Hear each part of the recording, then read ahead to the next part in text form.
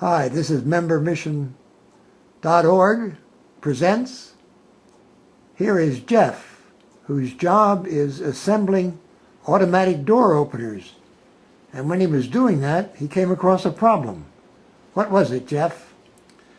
Well, what it is that I build, it's automatic doors for subway cars. And so the significance, everything has to work exactly perfect. And I'd been there for quite a few months whenever building the same part over and over, whenever it came to my attention that the part I was building had a really good probability that it would fail in the field as a result of it being the wrong size. The bigger the gap, to the thousandths of an inch, means a lot of different timeline for longevity for it. And so immediately I brought it to my boss's attention, and I was kind of he was kind of abrasive about putting me aside on it. And the more that I looked into it and the more that I built, the more I realized that a failure was imminent.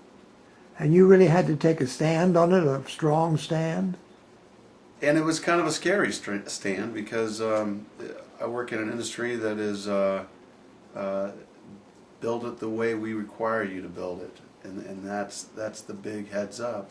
Whatever's been approved by whether it be New York City or Kawasaki, they want it built to their standard, and I found that the part I was building was substandard. And what happened? Tell me why you took that stand. What was kind of amazing to me, and looking back now, it's really amazing, was speaking with MemberMission and speaking with Wayne Swab and others in my church.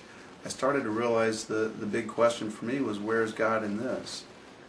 And I decided I was going to make a stand.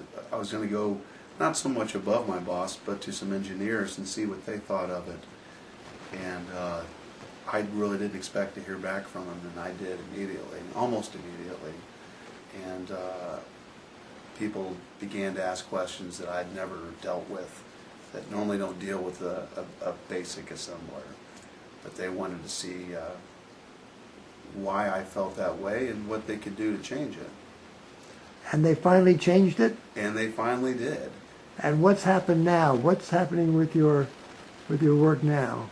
Well, after that, I wasn't looked at as a whistleblower or anything like that. They just really appreciated the fact that that I looked at my job as I wanted to be right.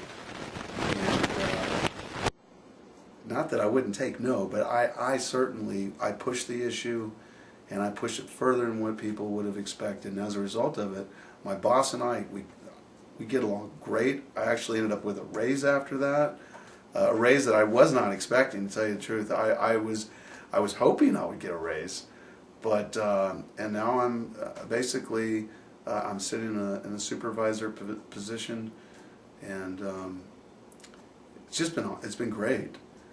And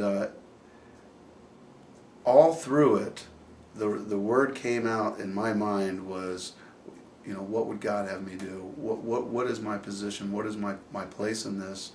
And not thinking of myself as anything bigger than anything, but just that I'm a simple piece in the puzzle, and we're all a part of the puzzle. And my job is to do my job and do it right. And no one could ever ask me to change my moral or ethical views on what I do. Amen to that, brother. Thanks so much, Jeff. A great story. Thank you, Wayne.